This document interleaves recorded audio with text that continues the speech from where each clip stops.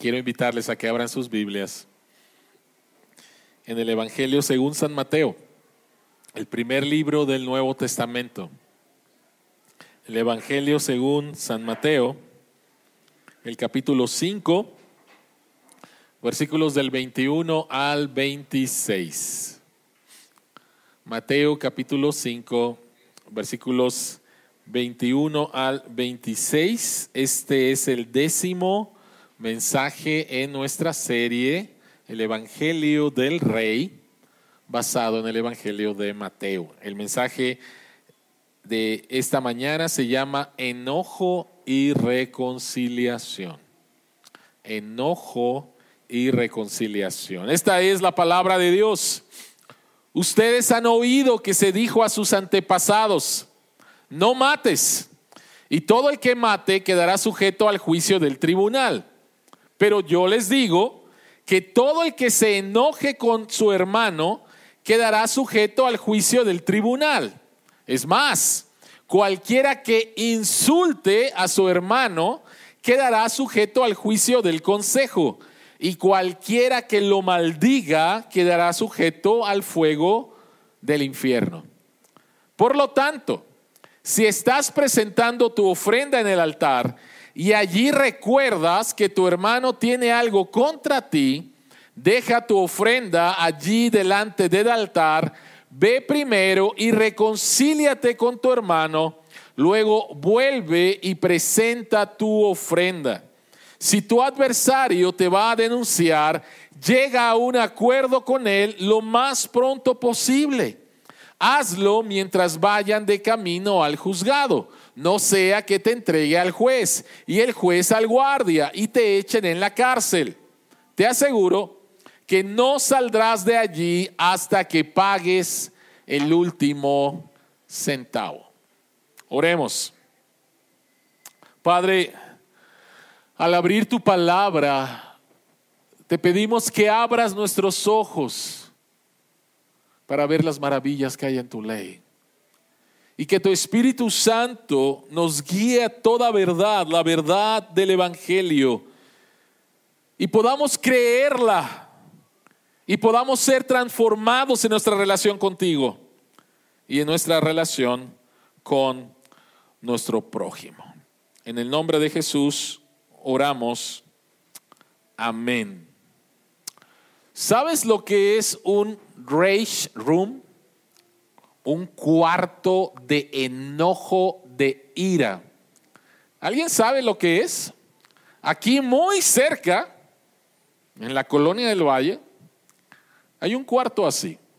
Cuarto de odio, cuarto de enojo. ¿Qué es lo que vas a hacer a ese cuarto?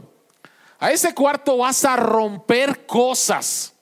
Vas a agarrar un bat y vas a recordar el nombre de la persona con la cual estás enojada y te van a poner diferentes objetos y vas a empezar a romperlos sacando todo tu odio, sacando todo tu enojo. Déjenme leer algo que en la página de internet de este cuarto, el cual no sé si es el único en la Ciudad de México, pero cada vez es más común. En Estados Unidos es muy común. Esto empezó en Japón, ¿sí? Y en su publicidad en internet dice lo siguiente: si hay una situación o persona específica que te tenga atorado, puedes traer fotos o imágenes para colocarlas en los objetos que vas a destrozar, o bien marcarlas con plumones para que rompas eso que ya no quieres más en tu vida. En el cuarto de ira pondremos la música que más te inspire a sacar tu enojo y frustraciones. Supongo que es música clásica, algo así. Paquetes desde 600 a 1,800 pesos. Esto es un negocio. Y si es un negocio, es porque da dinero. Y esto te debe de decir mucho, nos debe de decir mucho con respecto a la cultura de enojo en la cual tú y yo vivimos. Cuando hablamos acerca del enojo, no nos referimos a, ay, mira, se enojaron, ¿no? No, nos estamos refiriendo a algo que tú y yo conocemos por experiencia, que tú y yo conocemos de nuestro corazón. No es algo que está allá afuera, es algo que está aquí adentro y tú y yo lo hemos experimentado. Y este es un negocio que se está aprovechando de tu enojo y de tu ira. Y vas a sacarlo, te vas a desahogar, lo vas a solucionar de ninguna manera. De ninguna manera, simplemente te vas a desahogar, pero al rato vas a recordar nuevamente lo que te hizo y necesito más cuartos, ¿no? Necesito más cosas que destrozar. No funciona, al final no funciona. Por favor, miren lo que este pastor, se llama Frederick Buechner, dice con respecto al enojo, con respecto a la ira. Dice, de los 7 pecados capitales, la ira, el enojo es posiblemente el más suculento. Lamerse las heridas, morderte los labios por agravios del pasado, dar vueltas a la lengua ante la perspectiva de amargos enfrentamientos que aún están por venir, saborear hasta el último bocado apetitoso tanto del dolor que se recibe como del dolor que se devuelve. En muchos sentidos es un festín digno de un rey. El principal inconveniente es que lo que estás devorando eres tú mismo. El esqueleto del festín eres tú. ¿Te puedes imaginar eso? ¿Te puedes imaginar estar disfrutando comerte a ti mismo? Eso es lo que hace la ira y el enojo en tu vida. La imagen me impactó mucho cuando leí este comentario. El esqueleto del festín eres tú. Eres tú. La ira mata relaciones. La ira destruye matrimonios. La ira destruye comunidades. Por eso es muy interesante que la primera aplicación práctica que Jesús trae de su sermón, estamos en el Sermón del Monte, Mateo capítulo 5 a Mateo capítulo 7, la primera aplicación práctica que Jesucristo trae después de que Él habla acerca de la ley y cómo Él verdaderamente la cumple. La primera aplicación práctica tiene que ver con la ira, tiene que ver con el enojo y tiene que ver con la necesidad, con la prioridad de la reconciliación en nuestras vidas. Todos nosotros, de diferentes maneras, hemos experimentado cómo el enojo y cómo la ira destruye relaciones, destruye familias, destruye amistades, destruye comunidades. Y de ahí nuevamente la importancia de lo que Jesucristo va a hablar aquí y la prioridad de la reconciliación. Si esto destruye, si la ira destruye, entonces debe de ser prioridad de nuestra vida la reconciliación. Pero déjenme decirles que la reconciliación es difícil. Es difícil. Por eso la pregunta que queremos contestar es: ¿por qué la reconciliación es tan importante y al mismo tiempo tan difícil? ¿Por qué la reconciliación es tan importante y al mismo tiempo tan difícil? ¿Tienen ustedes ahí sus bosquejos? Vamos a hablar entonces de el porqué de la reconciliación. Vamos a hablar del cuándo de la reconciliación y vamos a hablar del cómo de la reconciliación. Cuando Jesucristo está hablando del tema de la ira y del enojo, Jesucristo está hablando porque es muy importante la reconciliación, el por qué, el cuándo y el cómo de la reconciliación. Así que vayamos entonces primeramente a el por qué. Jesucristo dice: ustedes han oído que se dijo a sus antepasados, no mates. Este es el 6º mandamiento. Éxodo capítulo 20, versículo 13. Y todo el que mate quedará sujeto al juicio del tribunal. Ahora, es muy interesante la frase que Jesucristo dice: ustedes han oído. ¿Qué es lo que han estado escuchando? ¿Qué es lo que Jesucristo está tratando de decir aquí? ¿Qué significa? Y lo que significa es que los rabinos, los maestros del pueblo de Israel, ellos habían estado enseñando la ley, pero de una manera incorrecta, insuficiente y peligrosa. Ustedes han oído. Jesucristo va a repetir esta frase en varias partes de su sermón. Ustedes han oído, y se refiere nuevamente a una enseñanza insuficiente, incompleta y peligrosa de la ley. Y Jesucristo entonces nos va a traer la correcta interpretación de esta. Entonces, se refiere al sexto mandamiento, y Jesucristo no tiene ningún problema con el sexto mandamiento, ni tampoco tiene problemas con la consecuencia si rompes el sexto mandamiento, que es que te van a llevar a un tribunal, a un juicio. Y esto está de acuerdo a Génesis capítulo 9, versículo 6. Si alguien derrama sangre de un ser humano, otro ser humano derramará la suya. Entonces, Jesucristo no tiene problemas con esto. El mandamiento es muy claro. Muy claro: no mates, que significa no cometas homicidio. Bastante claro. La consecuencia es bastante claro. Si lo haces, vas a ir a un juicio, vas a ir a un tribunal. Ahora, ¿cuál es el problema de Jesús?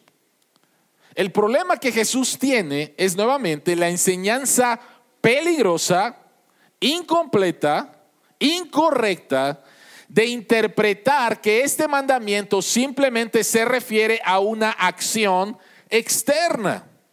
Creo que todos los que estamos aquí, quiero creer que todos los que estamos aquí, ninguno de nosotros ha cometido homicidio. Ninguno de nosotros ha cometido un asesinato físicamente. Y entonces, ya lo leímos: no mates. Yo nunca he matado, nunca he asesinado a alguien. Por lo tanto, esto no tiene nada que ver conmigo. Yo sé quién lo hace, yo no. Y esto no tiene absolutamente nada que ver conmigo. Por lo tanto, el tema de la reconciliación no tiene que ver absolutamente nada que ver conmigo. Y por lo tanto, sigamos, porque esto no es relevante para mi vida. Y este es el problema. El problema es que Jesucristo va a corregir esto. Porque el pensar que el cumplimiento de la ley es simplemente de manera externa es una enseñanza incorrecta. Vean lo que Jesucristo dice en el versículo 22. Pero yo les digo, Jesucristo va a corregir. El Dios de la eternidad pasada, hecho carne, el dador de la ley, va a interpretar correctamente la ley. Y Él dice: pero yo les digo que todo el que se enoje con su hermano quedará sujeto al juicio del tribunal. Es más, cualquiera que insulte a su hermano quedará sujeto al juicio del consejo. Y cualquiera que lo maldiga quedará sujeto al fuego del infierno. En otras palabras, Jesucristo está diciendo: el mandamiento no se trata simplemente de cumplirlo de manera externa. No has matado físicamente a alguien, no te preocupes. Jesucristo dice: no va por ahí, no va simplemente por ahí. El verdadero espíritu de la ley tiene que ver con las intenciones de nuestro corazón. Y entonces veamos ahí simplemente algunos términos que necesitamos entender. En primer lugar, cuando dice el consejo, ¿a qué se refiere? Se refiere al Sanedrín judío, que era la corte suprema del pueblo de Israel. Y después, cuando habla acerca de la palabra insulto, el que insulte a su hermano, posiblemente si tienes la Reina Valera, en algunas versiones de la Reina Valera está la palabra raca. El que le diga a su hermano raca, ¿Alguien le dijo a su hermano raca en esta semana? No, ni sé qué significa la palabra raca, ¿sí? Pero la palabra raca es una palabra con una connotación profunda de insultar a una persona. Es decir, a una persona, eres verdaderamente un idiota, ¿sí? No simplemente eres un idiota. Eres una persona que no tiene aquí nada y eres una persona vacía. Es una palabra con una carga emocional fuerte para realmente herir a esta persona. Y la tercera palabra que creo que es importante de dejar claro es cuando Jesucristo dice fuego del infierno. En el original es la palabra gehenna, de fuego. Si vas con un testigo de Jehová, el testigo de Jehová te va a decir el infierno no existe. Aquí Jesucristo dice la palabra gehenna y tienen toda la razón. Jesucristo utiliza la palabra gehenna. El Gehenna era un valle al sur de Jerusalén que en tiempos antiguos se había utilizado como un lugar donde reyes sacrificaron a sus hijos ante dioses paganos, y en ese tiempo se utilizaba como el basurero de la ciudad. Todo el día estaba en constante fuego y por lo tanto se convirtió en un símbolo de un lugar real que se llama el infierno de fuego. Entonces, ¿qué es lo que está aquí haciendo Jesucristo? Jesucristo está hablando de que no tan solo se trata de la acción física. Jesucristo está diciendo que el enojo es la semilla del asesinato. Y lo que quiero que veas, por favor, es la progresión que está enseñando Jesucristo aquí. Y él dice que la ira pecaminosa te puede llevar a palabras hirientes, lo cual te podría llevar a agresión física, a un asesinato. Vean por favor la progresión. Ira pecaminosa, pensamientos de enojo contra esta persona, te puede llevar a palabras hirientes, lo cual te puede llevar a tomar acciones y agredir a esta persona. Entonces, lo que Jesucristo está enseñando aquí es que el enojo es la semilla del asesinato y por lo tanto,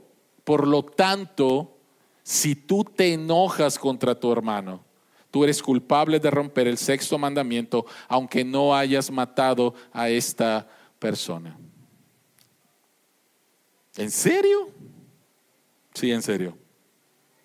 Nuestro Dios es santo y nuestro Dios no simplemente ve la acción externa, nuestro Dios ve la motivación interna. Y posiblemente no he matado a una persona, pero cuánto me encantaría que esta persona se muriera por lo que me hizo. Y ahí estamos. Tenemos la semilla del enojo, la cual regamos y cultivamos la plantita, y la plantita va a crecer y crecer hasta devorarte a ti.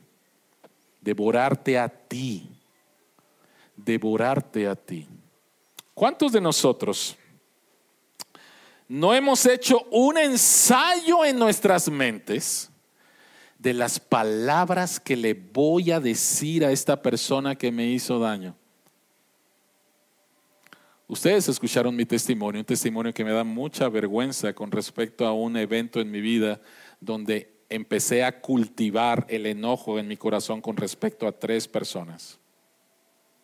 Y no tan solo esto me llevó a ideas que les quería decir, sino esto me llevó en mis pensamientos a formas en que podría acabar con sus vidas.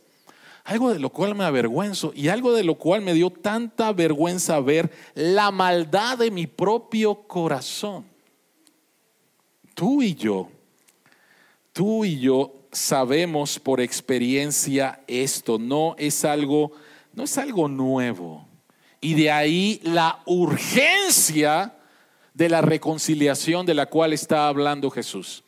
En un artículo en 1994 de la prensa asociada por el reportero Christopher Burns, el artículo se llamó "Los restos letales de las guerras amenazan a los europeos". Y en este artículo él decía lo siguiente: las bombas de la Segunda Guerra Mundial siguen matando en Europa. Estoy hablando de 1994. Aparecen y a veces explotan en obras, en redes de pesca o en playas 50 años después de que se terminara la guerra. Cada año se recuperan cientos de toneladas de explosivos solo en Francia. 13 bombas antiguas explotaron en Francia el año pasado, matando a 12 personas e hiriendo a 11, informó Yvonne Bouvet, ministra del Interior. Dice: he perdido a 2 de mis colegas. Las bombas sin explotar se vuelven más peligrosas con el tiempo. Con la corrosión en el interior, el arma se vuelve más inestable y el detonador puede quedar expuesto. Lo mismo que es cierto con respecto a bombas enterradas, es lo mismo con respecto a enojo enterrado. No sabes en qué momento va a explotar, pero va a explotar y va a dañar. Y muy posiblemente va a dañar especialmente a la persona que te hizo daño, pero especialmente va a estar dañándote a ti. ¿Qué ira tienes enterrada en tu corazón? ¿Qué enojo tienes enterrado en tu corazón? ¿Qué enojo todavía no has lidiado con él a través del perdón y la reconciliación? Y ahí está, y ahí está, y ahí está, y tarde o temprano va a salir. El enojo enterrado estallará cuando menos lo esperamos. Por lo tanto, la necesidad y la prioridad de la reconciliación es grande. Ahora déjame decirte algo con respecto a la prioridad, a la urgencia con respecto de esto. Por favor, escucha lo que dice Jesús. Jesucristo dice: el que se enoja con su hermano, el que insulta a su hermano, nos puede llevar esto al infierno. Y Jesucristo no está... ¿Sabes que Jesucristo es la persona que más habló del infierno? Jesucristo es la persona que más habló del infierno, y en el Sermón del Monte habló mucho del infierno. Él nos está advirtiendo acerca de esto. Entonces, esto es el porqué de la reconciliación. Hablemos un poquito acerca de el cuándo de la reconciliación. Y Jesucristo hace un cambio muy sutil aquí del versículo 21, donde dice: ustedes, hablando en general, han oído. Pero en el versículo 23, Jesucristo hace un cambio a hacerlo más personal. Si tu hermano, ¿ok? Entonces pasa de hablar de manera general a hablar de una manera más personal. En otras palabras, a que examines tu corazón con respecto al enojo que puede haber ahí. Y Jesucristo da 2 ilustraciones para enseñar la seriedad del enojo y la urgencia de la reconciliación. La primera ilustración tiene que ver con la adoración en el templo. La segunda ilustración tiene que ver con una corte de justicia. Jesucristo dice, versículo 23: por lo tanto, si estás presentando tu ofrenda en el altar y allí recuerdas que tu hermano tiene algo contra ti, deja tu ofrenda.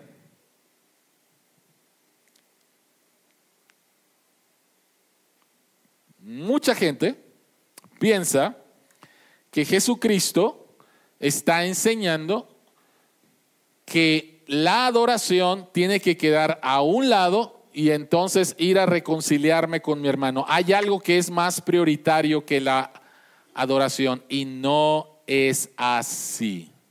Jesucristo no está enseñando que la adoración a Dios queda a un lado y entonces me tengo que ir a reconciliar con mi hermano, de ninguna manera. ¿Y sabes por qué? Porque lo que Jesucristo está enseñando es lo que está en Primera de Juan, capítulo 4, versículo 20, que dice: si alguien afirma yo amo a Dios, pero odia a su hermano, es un mentiroso. Pues el que no ama a su hermano, a quien ha visto, no puede amar a Dios a quien no ha visto. Jesucristo está hablando de la prioridad de la adoración, la cual no se da simplemente aquí los domingos en la mañana. Jesucristo pone este ejemplo y pone el ejemplo de un adorador judío, quien tenía que llevar un animal para ser sacrificado en el templo. Nosotros no trajimos animales el día de hoy. ¿Por qué? Porque el Cordero de Dios, Jesucristo, fue sacrificado una sola vez y para siempre. Pero Jesucristo no está enseñando que dejemos la adoración a un lado y vayamos a hacer otra cosa. Jesucristo lo que está diciendo, en primer lugar, toda nuestra vida es adoración. No tan solo aquí los domingos. Entonces, mi adoración a Dios me tiene que hacer ver que no es correcta cuando no estoy bien con mi hermano, cuando estoy enojado con. Y Jesucristo refuerza esto con el segundo ejemplo. Si tu adversario te va a denunciar, llega a un acuerdo con él lo más pronto posible. Versículo 26. Te aseguro que no saldrás de ahí hasta que hayas pagado hasta lo último. Y por favor, quiero que noten aquí que Jesucristo pasa de hermano ahora a adversario. Si recuerdas que tu hermano tiene algo contra ti, pero ahora dice si tu adversario. En otras palabras, el tema del enojo y el tema de la reconciliación no se trata simplemente de tus lindos hermanitos en la familia de Dios, sino se trata de tus enemigos. Se trata acerca de los no creyentes que te han hecho mal, o de los que tú has hecho enojar. Porque ese es el tema que Jesucristo trata cuando habla acerca de el cuándo de la circunstancia. ¿En qué circunstancias debo arrepentirme de mi enojo y buscar la reconciliación? En estos dos ejemplos que Jesucristo pone, Él no está hablando de tu enojo. En los dos ejemplos que Jesucristo pone, está hablando del enojo que tú provocaste en otros. Y esto le da un giro completamente a cómo vemos el enojo y cómo vemos la reconciliación. ¿Por qué? Porque lo más natural en tu corazón y en mi corazón, ¿qué es? Yo sé que fulano me la hizo, mengano me la hizo. Yo sé quiénes me la hicieron. Yo sé quiénes pecaron contra mí y que provocaron mi enojo. Eso yo lo sé bien fácil. ¿Qué tanto recuerdas y sabes a los que tú has provocado a enojo? A los que tú pecaste contra ellos y provocaste enojo en sus corazones. Eso no está natural. Eso no es tan fácil de recordar. Pero Jesucristo nos dice en Mateo capítulo 7, el versículo 3, ¿por qué te fijas en la paja que tiene tu hermano en el ojo y no le das importancia a la viga que está en el tuyo? Hablando de manera general, lo que otras personas hacen contra nosotros, esa es la viga, ¿sí? Ese es súper identificable, ese es grande. Lo que yo hago contra otros, no debe de ser nada, ¿sí? Pero lo que me hicieron sí. La reconciliación no es solamente para los que han pecado contra ti. La reconciliación es para quienes tú has pecado y has provocado la ira. Ahora, déjenme decir algo que es muy importante y ya lo he dicho en otras predicaciones. Para perdonar se necesita solamente una persona. Para reconciliar se necesitan dos personas. Estamos hablando de que Jesucristo está poniendo el enfoque en el enojo que tú has provocado en otros. Para perdonar solamente se necesita una persona. Señor, con base al perdón que tú me has dado en Cristo, yo voy a perdonar no voy a causarle daño, no voy a buscar venganza. ¿Por qué? Porque tú me has perdonado a mí. Pero si tú vas a pedir perdón y a buscar reconciliarte con a quien le has hecho daño, o al revés, la reconciliación implica dos personas. Y la reconciliación implica, en primer lugar, que la persona que te ha dañado o tú que has dañado te responsabilices por tu acto. Si no, no puede haber reconciliación. Si la persona no se responsabiliza por el acto, oye, es que me hiciste esto. Tienes razón, lo hice. ¿Me perdonas? O te vienen a buscar a ti y te dicen lo que hiciste y tú te empiezas a defender. Oye, pero es que no recuerdas que tú primero, ya lo perdiste, ya perdiste ahí. Se empiezas a decir, pero nos tenemos que apropiar, hacernos responsables para que haya reconciliación. Si no te apropias nunca puede haber reconciliación. Entonces, para perdonar se necesita uno, para reconciliarse se necesitan dos. Entonces, el porqué de la reconciliación: hay un juicio para aquel que se enoja y guarda el enojo. El cuándo no tan solo es para los que te hicieron mal, sino a los que tú le has hecho mal. Y ahora Jesucristo va a hablar acerca del cómo. Y el cómo es difícil. ¿Por qué? Porque la reconciliación es difícil. Una de las razones por las cuales no priorizamos la reconciliación es porque creemos que nuestra ira es justa. ¿Cuántos hemos dicho? Tengo toda la razón por enojarme. Creo que soy el único, nadie levantó la mano. Todos hemos dicho, tengo la razón de enojarme. Mi enojo es justo. ¿Y sabes qué? La Biblia me apoya. La Biblia me apoya, ¿cómo no? Pablo dice en Efesios capítulo 4, versículos 26 al 27, si se enojan, no pequen. Ahí está, pastor. Yo me enojo y no peco. Yo me enojo y no peco. ¿Ok? Y recuerdo, y posiblemente este sea otro argumento tuyo, al decir que tu ira es justificada. Un adolescente, hace muchos años, me invitaron a darle consejería y el chico estaba bien enojado y había hecho cosas muy malas con un enojo no controlado. Criado en un hogar cristiano, yendo a una escuela cristiana. Y entonces cuando empecé a hablar con él acerca del enojo, él me dijo, pastor, ¿qué le pasa? Si Jesucristo también se enojó. Yo me enojo y mi enojo es justo. Jesucristo también se enojó. Yo me enojo, pastor. ¿Sí? Y yo me quedé, wow, ¿no? Increíble. Poniendo el ejemplo de nuestro Señor Jesucristo para justificar su enojo.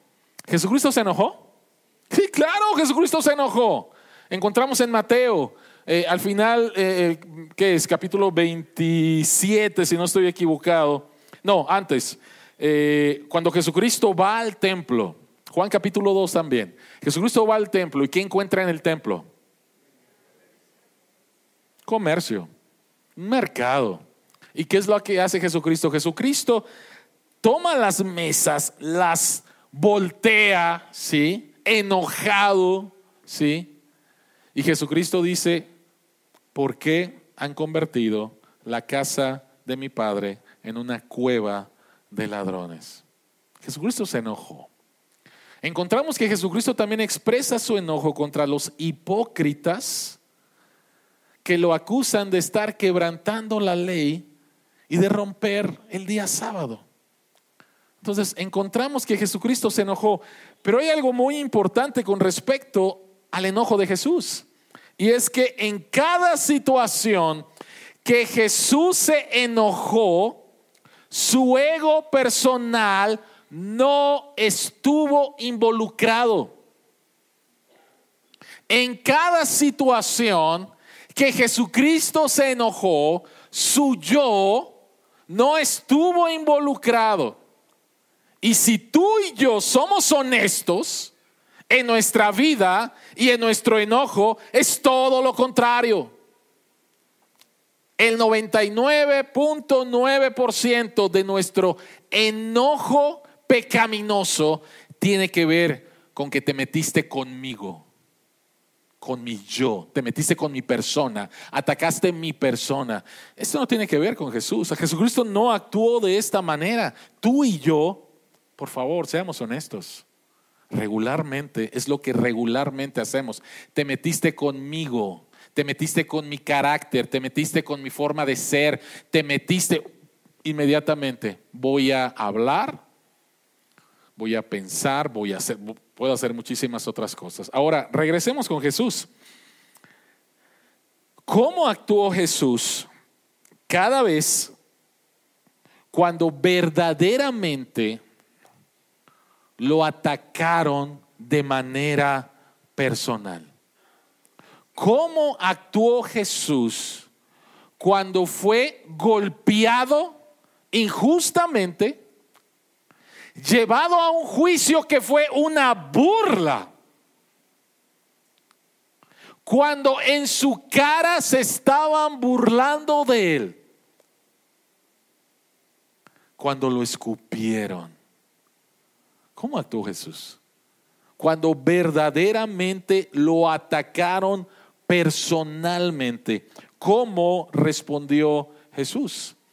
Primera de Pedro capítulo 2 versículo 23 dice: cuando proferían insultos contra él, Jesucristo no replicaba con insultos. Cuando padecía, no amenazaba, sino que se entregaba a aquel que juzga con justicia. Y en Juan capítulo 14 versículo 32, Jesucristo dice: Padre, perdónales. Juan capítulo 19 versículo 32, Jesucristo dice: Padre, perdónales porque no saben lo que hacen. Jesucristo respondió con gracia. Jesucristo respondió con gracia. Alguien puede decir: perfecto, pastor, listo, ya entendí de qué se trata todo esto. Jesucristo nos ha dado un ejemplo, sigamos el ejemplo de Jesús. Se acabó el sermón, están despedidos. De ninguna manera. Si te vas a tu casa pensando en: ya tengo un gran ejemplo, a las personas que me insulten yo tengo que responder como Jesucristo respondió, le voy a echar ganas, vas a fracasar miserablemente. Vas a fracasar rotundamente. ¿Por qué? Porque tu enojo es el resultado directo de algo que está siendo amenazado porque lo valoras demasiado. En otras palabras, si tú te vas pensando en que simplemente tengo que seguir el ejemplo de Jesús, no te has dado cuenta que debajo de tu enojo hay algo demasiado profundo y que necesitas desempacarlo para poder realmente perdonar y reconciliarte con esta persona. Y eso profundo se trata de lo que acabamos de decir. Tu enojo es el resultado directo de algo que está siendo amenazado porque lo valoras demasiado. Lo valoras demasiado. Si lo que valoras demasiado es tu comodidad, cualquier persona que amenace tu comodidad va a recibir una dotación fresca y abundante de tu ira. Y los que tenemos hijos lo entendemos, ¿no? Ya cállate, ya guarda esos juguetes. ¿Por qué no me haces? Quiero estar cómodo.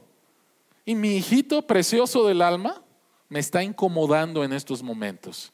Y entonces le voy a dar una dotación fresca de mi ira y de mi enojo.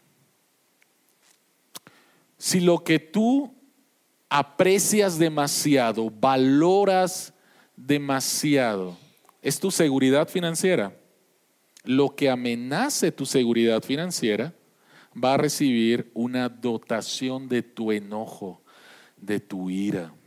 Y puede ser, alguien está amenazando tu puesto en tu trabajo, te van a quitar tu trabajo, o incluso Dios. ¿Cómo te atreves a que yo te tengo que dar el diezmo, Dios? ¿No? Si alguien amenaza tu seguridad, va a recibir una dotación de tu ira. Si lo que más valoras es tu reputación y alguien está amenazando tu reputación, va a recibir una dotación de tu ira. Si lo que más valoras es tu éxito y alguien amenaza tu éxito, va a recibir esa persona una dotación de tu ira. Es así como funciona nuestro corazón. Ahora, la única manera en que seas libre de un enojo pecaminoso es si lo que valoras demasiado cambia. La única manera en la cual vas a ser libre es que si lo que valoras demasiado cambia. Déjenme ponerles este ejemplo, por favor. Imagínate a un niño que tiene su juguete favorito y tú se lo quieres quitar o se lo quieres que se lo dé a su hermanito o al amiguito o al primito. ¿Cómo reacciona un niño que tiene su juguete favorito y tú se lo quieres quitar? ¿Qué es lo que hace? Ay, sí, cierto, ¿verdad, papi? De veras tú me enseñaste a ser generoso, tengo que ser generoso. ¿Sabes lo que hace el niño? Y tú lo has visto, porque tú lo has hecho. ¿Qué haces? Te aferras y al que te lo quiera quitar, hasta muerdes, ¿no? Te aferras. El niño se aferra, grita, patalea, se enoja, llora. ¿Por qué? Porque esto es lo que quiero en este momento. Amenazas con quitármelo y entonces actúo de esta manera. De veras, es bien fácil con los niños. A veces no es tan fácil vernos a nosotros mismos actuar como un niño de esa manera. Pero prácticamente ese es el enojo. El enojo pecaminoso es cuando algo que valoras demasiado es amenazado y no quieres que te lo quiten y ahí estás. Y la única manera en la cual vas a ser libre de esto es si lo que valoras demasiado cambia. ¿Cómo es que puede cambiar? La única manera en que lo que valoras demasiado puede cambiar es si entiendes que eres valorado profundamente por Dios. Si entiendes que eres valorado profundamente por Dios.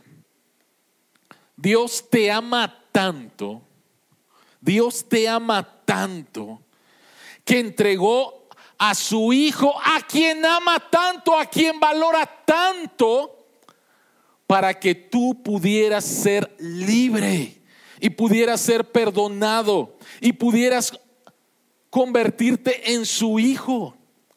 Dios tiene todo el derecho de aplicar el versículo 23 de este pasaje a tu vida y a la mía.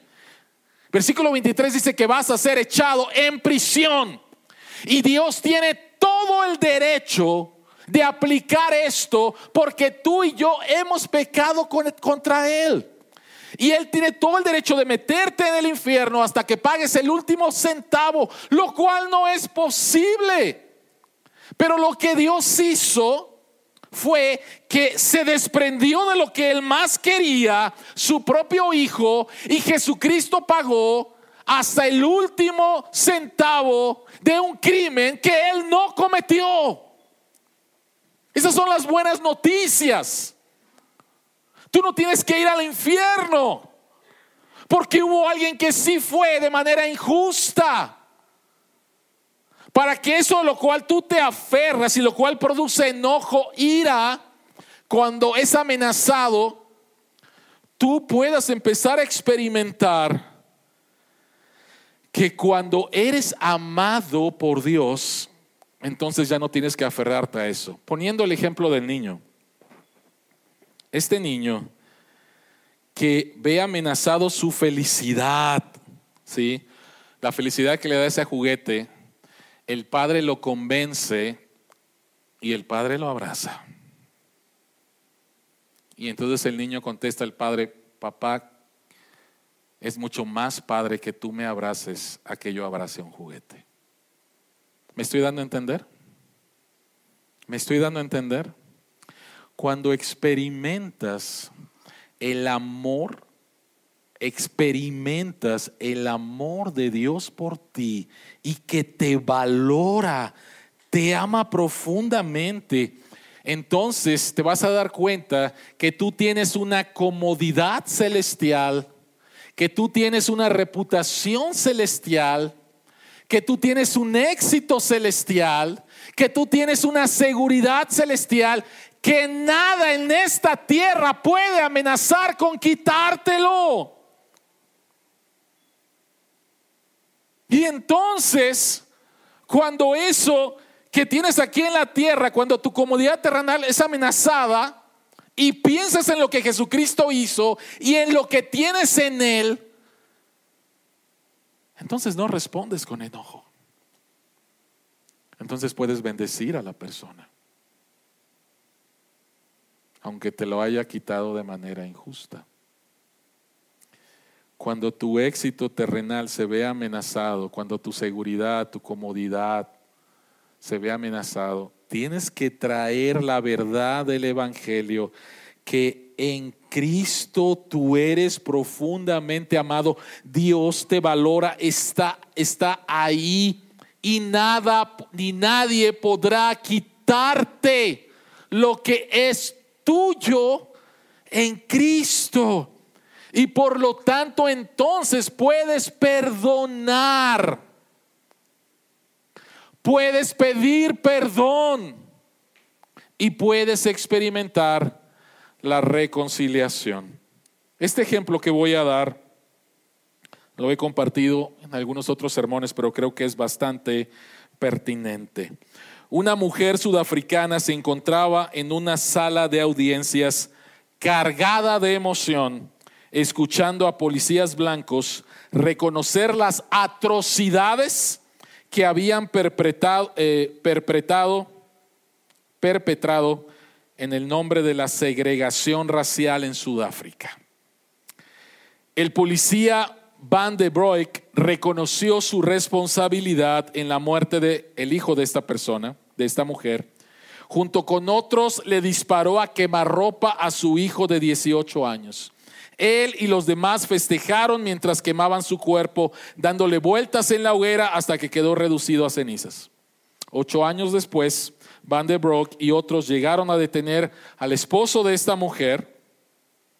Unas horas después, poco después de la medianoche, Van der Broek fue a buscar a la mujer, la llevó a una pila de leña donde su esposo yacía atado, la obligaron a presenciar cómo rociaban gasolina sobre su cuerpo y encendían las llamas que lo consumieron. Las últimas palabras que escuchó decir a su esposo fue: perdónalos. Ahora Van der Broek estaba ante ella esperando el juicio. La Comisión de la Verdad y la Reconciliación de Sudáfrica le preguntó a esta mujer: ¿qué quieres hacer con el asesino de tu hijo y el asesino de tu esposo? La mujer dijo: quiero 3 cosas. En primer lugar, quiero que el señor Van der Broek me lleve al lugar donde quemaron el cuerpo de mi esposo. Me gustaría recoger el polvo y darle un entierro digno. Segundo, el señor Van der Broek me arrebató a toda mi familia y aún tengo mucho amor para dar. 2 veces al mes me gustaría que viniera al gueto y pasara un día conmigo para que pudiera ser su madre. Tercero, me gustaría que el señor Van der Broek supiera que yo lo he perdonado y que Dios lo puede perdonar. Me gustaría que alguien me acompañara donde está sentado para darle un abrazo. Van der Broek se desmayó. No podía creer lo que estaba pasando. Y algunos dicen que algunas personas empezaron a cantar Sublime Gracia. Esta mujer pudo entender el perdón de Dios en su vida y pudo compartirlo con otros. No guardar resentimiento, enojo, amargura, porque eso la iba a matar. Y al reconocer el profundo amor de Dios por ella, por su esposo, por su hijo, pudo perdonar a esta persona y reconciliarse verdaderamente con esta persona. ¿Qué enojo tienes enterrado? ¿Qué pensamientos tienes en tu cabeza que estás planeando cómo vengarte de esta persona? O lo que está en tu cabeza cada vez que viene estos deseos de venganza, de ira, de enojo que son normales en nuestra vida, traes a tu mente la verdad del evangelio, de lo que tú le has hecho a Dios y cómo Dios te trató.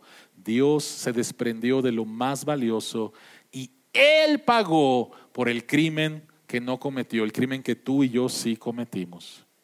De esa manera es que vamos a experimentar más profundamente el amor de Dios y vamos a poder dar este amor a otros al perdonarlos y reconciliarnos con Él. Oremos.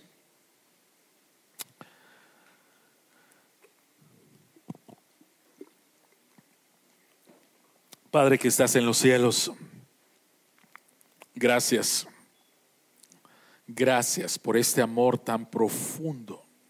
Gracias por este amor que nos vino a buscar. Gracias que enviaste a Jesucristo a hacer la reconciliación con los que no querían ser reconciliados. Gracias por la obra que hiciste en nosotros, Señor, y la sigues haciendo. Que cuando empezamos a conocerte, nuestro corazón, Señor, empezó a cambiar con respecto a ti. Gracias, Señor. Que ahora podemos, en el nombre de Jesús, poder perdonar a los que nos han hecho mal y poder reconciliarnos con ellos e incluso, Señor, con nuestros enemigos. Eso fue lo que tú hiciste. Ayúdanos, Señor, a traer de manera constante a nuestra mente lo que nosotros hicimos contra ti y cómo tú nos trataste, con gracia y con perdón, y a través de eso ser reconciliados contigo, llamarnos tus hijos, conocerte como Padre. En el nombre de Jesús oramos. Amén.